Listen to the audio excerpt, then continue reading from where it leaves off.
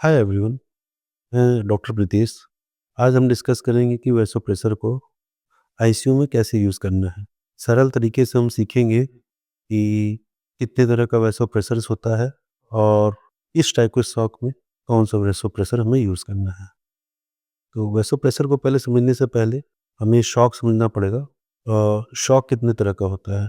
Shock का मतलब होता है कि आपका mean arterial pressure less than 65, किसी भी कारणवश अगर आपका mean arterial pressure 65 MM of Hg से कम है तो उसको शॉक बोलेंगे। तो 4 तरह का शॉक हो सकता है: distributive shock, cardiogenic shock, hypovolemic shock and obstructive shock. Distributive shock का सबसे कॉमन एग्जांपल होता है सेप्सिस, एनाफिलैक्सिस और न्यूरोजेनिक। कार्डियोजेनिक का एमआई हो सकता है, हार्ट फेलियर हो सकता है, अरिथमिया हो सकता है।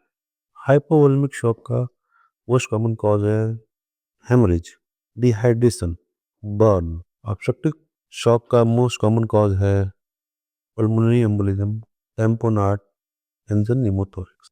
तो पेशेंट कैसे प्रेजेंट करेगा सेप्टिक शॉक का?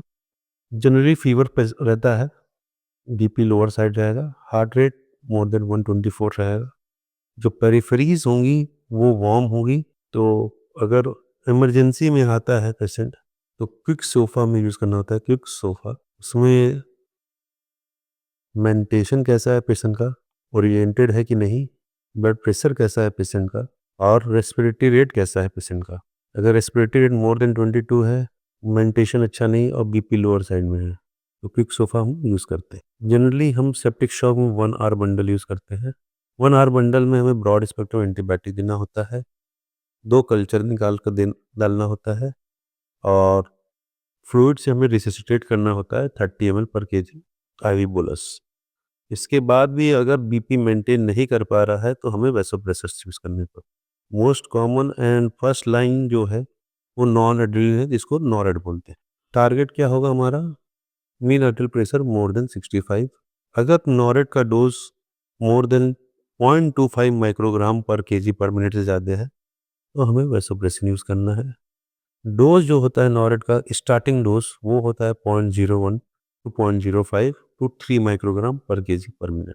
अगर कार्डियोजेनिक शॉक है तो पेशेंट कैसे प्रेजेंट करेगा? बीपी लोअर साइड रहेगा, जो पेरिफेरीज है वो कोल्ड एंड काम ही होगा।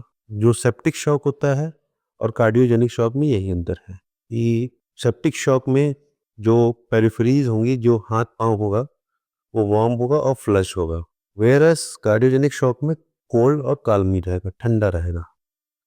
तीसरा चीज़ पल्मोनरी एडिमा प्रेजेंट हो सकता है, और जनरली इको में ejection fraction less than 20%। Cardiogenic shock में हमें फ्लूइड अवॉइड करना होता है। फर्स्ट लाइन जो होगा वो नॉरेड रहेगा, लेकिन कार्डियक आउटपुट बढ़ाने के लिए हमें डोबुटामिन भी यूज़ करना पड़ता है। डोबुटामिन से भी काम नहीं चल रहा है तो आईबीपी या इक्मो भी हम ट्राई कर सकते हैं। Third is obstructive shock. Obstructive shock के जो कॉजेज थे वो था टेम्पोनार्ड, टेंशन निमोथोरेक्स और pulmonary embolism. Tension pneumothorax generally trauma के पेशेंट मिलेगा। एब्सेंट होगा जिस साइड थोरेक्स रहेगा उस साइड राउंड एब्सेंट रहेगा। ट्रेकिया डेविएटेड रहेगी अपोजिट साइड में। और अगर टेंशन निमोथोरेक्स है तो सिस्टोलिक ब्लड प्रेशर भी लोअर साइड में रहेगा। तो ट्रीटमेंट जो फर्स्ट लाइन ट्रीटमेंट होगा वो होगा निडल डिकम्प्रेशन, कि हम निडल डाल के डिकम्प्रेस कर दें और तुरंत ही चेस्ट ड्रेन डाल दें। निडल डिकम्प्रेशन और चेस्ट ड्रेन के बीच में जो समय रहेगा उसमें पेशेंट को अगर हमें सर्वाइव कराना है तो वैसोप्रेशर यूज़ करेंगे। जो ड्रग यूज़ करते हैं जनरली नॉरेड ही यूज़ करते हैं। अगर कार्डियक टेम्पोनार्ड है तो पेरिकार्डियोसेंटेसिस किया जाता है। ऑब्स्ट्रक्टिव शॉक में vasopressor only by time, it's not definitive treatment. Fourth is hypovolemic shock. Hypovolemic shock generally trauma के पेशेंट में प्रेजेंट कर सकता है, बॉर्न के पेशेंट में प्रेजेंट कर सकता है, या डिहाइड्रेशन। अगर ट्रॉमा का पेशेंट है तो प्रेजेंट कैसे करेगा? तो एक सिनेरियो ले लेते हैं जिसमें आपका गनशॉट वुंड है एब्डोमेन में, बीपी 60/40 लेकर आया है, हार्ट रेट 140 का है, और कोल्ड एक्सट्रीमिटीज़ है, जीसीएस 13 है। अगर लेस देन 8 है तो हमें इंटूबेट करना होता है। तो फर्स्ट लाइन ट्रीटमेंट जो होगा वो हमें होगा रिससिटेशन। रिससिटेशन का जो रेशियो होता है 1:1:1 रेशियो में, इसका मतलब कि 1 unit PRBC, 1 unit FFP, 1 unit platelet देना है। और जब तक सर्जरी नहीं होती, उसमें हमें परमिसिव हाइपोटेंशन रखना होता है। सिस्टोलिक ब्लड प्रेशर 90 रखना होता है। अगर हम ब्लड प्रेशर नॉर्मल करने की कोशिश करेंगे तो 10, 120 ब्लीडिंग बढ़ने के चांसेस बढ़ जाते हैं। दूसरा चीज़ है कि जब तक ब्लड अरेंज नहीं हो जाता है या फिर आपका सर्जरी नहीं हो जाती है, उस बीच में हमें ऐसा ब्रिज थेरेपी यूज़ करना है नॉरएड्रेनालिन को। और जो मीन आर्टेरियल प्रेशर का हमारा टारगेट जनरली होता है वो 50 अराउंड रहता है, 50 टू 55। पोस्ट ऑप अगर पेशेंट है तो हमें सर्स को ध्यान रखना है, क्योंकि प्री ऑप तो है हेमरेज की वजह से हाइपोटेंशन हो सकता है। Post op generally metabolic acidosis और पेशेंट अगर सिस्टमिक इन्फ्लेमेशन जाता है तो उसकी वजह से हो सकता है। हाई डोज वेसोप्रेसर्स हमें जनरली ट्रॉमा पेशेंट अवॉइड करना चाहिए, क्योंकि वेसो कंस्ट्रिक्शन कराएगा। वेसो कंस्ट्रिक्शन की वजह से इसीमिया बढ़ जाएगा। और वेसोप्रेसर जनरली वॉल्यूम को रिप्लेस नहीं करता है। वेसोप्रेसर्स काम ही नहीं करें अगर ब्लड हम ट्रांसफ्यूज नहीं करें। तो ब्लड जो हमें ट्रांसफ्यूज करना है एफएफपी और प्लेटलेट 1:1:1 रेशियो ना होता है। जनरली हम इस तरह का वेसोप्रेसर यूज़ करते हैं। First is noradrenaline, second is adrenaline, third is vasopressin, fourth is dopamine और फिफ्थ होता है फेनप्रेस, एलेप्रिन। रिसेप्टर्स पे काम करता है। वो ब्लड वेसल्स में जो रिसेप्टर होता है वो होता है अल्फा 1। अल्फा 1 एक्टिवेट होता है तो वैसो कंस्ट्रिक्शन होता है। वैसो कंस्ट्रिक्शन का मतलब होता है कि जो ब्लड की पाइप है वो सिकुड़ गई है। बीटा बीटा 1 रिसेप्टर जो होता है वो होता है ब्लड हार्ट के अंदर का मेनली काम होता है हार्ट की मसल की कॉन्ट्रैक्टिलिटी को बढ़ाना और उसकी वजह से कार्डियक आउटपुट को बढ़ाना। बीटा 2 ब्रोंक्यूल्स से पाया जाता है एयरवे में और डायलेट करता है। वीवल रिसेप्टर्स किडनी में पाया जाता है। डोपामिन रिसेप्टर्स भी होता है। जो नॉरेड है वो अल्फा 1 पे ज़्यादा एक्टिव रहता है कंपेयर टू बीटा 1।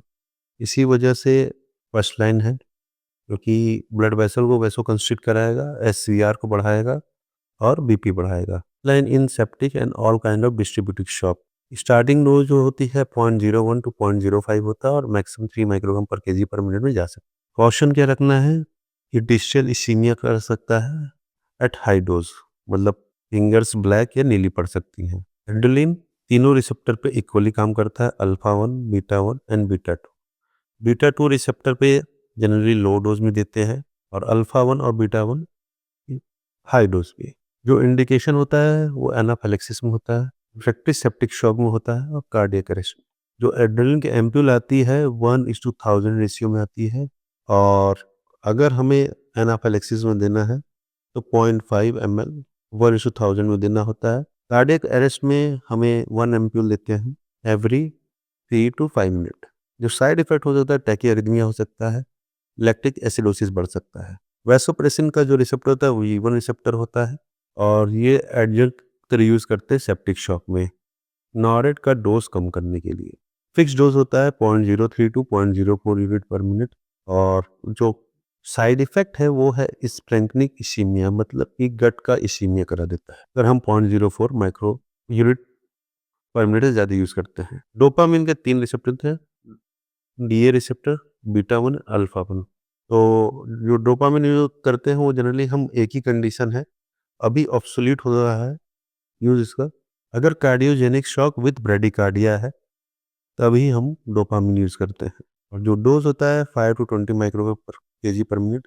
डोपामिन को कम यूज़ करने का मोस्ट कॉमन कॉज है अरिदमिया करना। पेशेंट वीटी में जा सकता है, टैकीआर्रिथमिया हो सकता है और बहुत बार एसिस्टोल भी हो सकता है। एनप्रेस जो होता है फिनाइलेफ्रिन प्योर अल्फा 1 है। अगर एसवीटी इंड्यूस हाइपोटेंशन है या एचओसीएम में यूज़ करते हैं या नॉन एड्रेनालिन इंटॉलरेंस है तो 0.5 टू 6 माइक्रोग्राम पर केजी पर मिनट यूज़ करते हैं। फिनाइल एफ्रिन का जो साइड इफेक्ट है वो रिफ्लेक्स ब्रेडिकार्डिया कराता है और लो कार्डियक आउटपुट स्टेट में नहीं देना है। कौन कौन सी बातें हमें याद रखनी है? First line in all distributive shock में नॉरेड फर्स्ट लाइन है। मीन आर्टेरियल प्रेशर हमें 65 mg रखना है। सुपीरियर सर्वाइवल है नॉरेड के साथ compare to dopamine, SOAP two trial में ये देखा गया है। वैसोप्रेसिन हमें जल्दी जल्दी यूज़ करना है नॉरेट का अगर 0.25 माइक्रोग्राम पर केजी पर मिनट से ज़्यादा जा रहा है तो वैसोप्रेसिन 0.03 यूनिट पर मिनट में स्टार्ट। वैसोप्रेसिन जनरली नॉरेट के डोज को धीरे-धीरे कम करता है। एड्रेनलिन जो है वो रिजर्व यूज़ के लिए करते हैं। थर्ड लाइन हमें सेप्टिक शॉक में देना है। नॉरेड और वैसोप्रेसिन के बाद एड्रेनलिन लगाना है। लेकिन एनाफिलेक्टिक शॉक या कार्डियक अरेस्ट में फर्स्ट लाइन ट्रीटमेंट है। जो साइड इफेक्ट होता है वो हाइपरलैक्टीमिया होता है।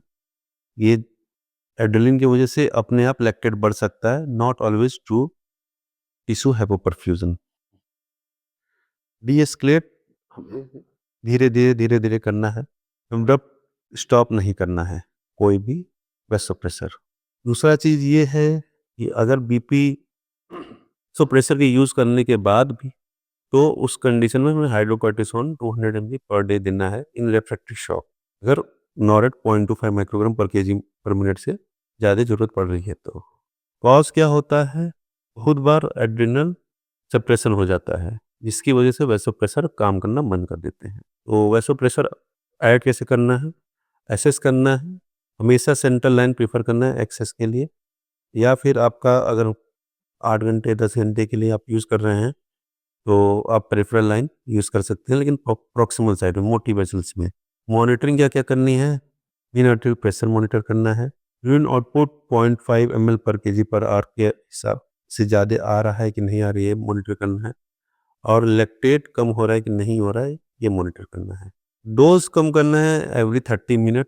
अगर बीपी मेंटेन कर रहा है patient, mean artery pressure more than 65 से ज़्यादा मेंटेन कर रहा है, तो एवरी 30 मिनट पे हमें वैसोप्रेसर या नॉरेट धीरे-धीरे कम करना है। जो हमारा उम्मीद रहता है क्या-क्या होगा, एक तो बिना वैसोप्रेसर के मीन आर्टरी प्रेशर मेंटेन कर ले, लैक्टेट नॉर्मल हो जाए less than 2, urine output normal रहे, एंड फोर्थ इज़ जो मेंटल स्टेटस इम्प्रूव करे।